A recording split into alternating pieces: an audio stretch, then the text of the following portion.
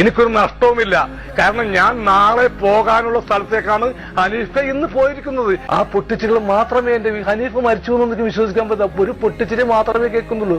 നാളെ ഒരു പക്ഷെ കണ്ടാലും എന്താന്ന് എനിക്കറിയില്ല.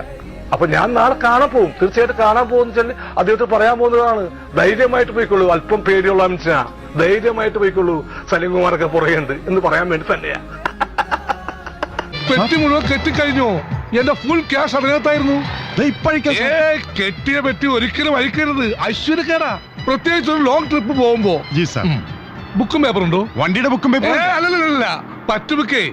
ഇല്ലെങ്കിൽ 200 പേരുടെ വരിട്ടൊരെണ്ണം വാങ്ങിച്ചോളൂ. എന്നിട്ട് ഇവിടെ മുതൽ അവിടം വരെയുള്ള എന്റെ എല്ലാ ചെലവുകളും എഴുതി വെച്ചോളൂ. മുംബൈ നിന്ന് കൊച്ചിയിലേക്ക് ഒരു ലോങ് ട്രിപ്പ് ജീവിതത്തിൽ ആദ്യമായിട്ട്. അതിരിക്കട്ടെ, സാറ് മലയാളിയാണോ? അതെ, താനോ? ഞാനും മലയാളിയാണ്. അപ്പൊ നമുക്ക് പരസ്പരം മിണ്ടി പറഞ്ഞൊക്കെ പോകാൻ. അതെ. എന്താ പേര്? പി ധർമ്മേന്ദ്ര. നല്ല പേര്.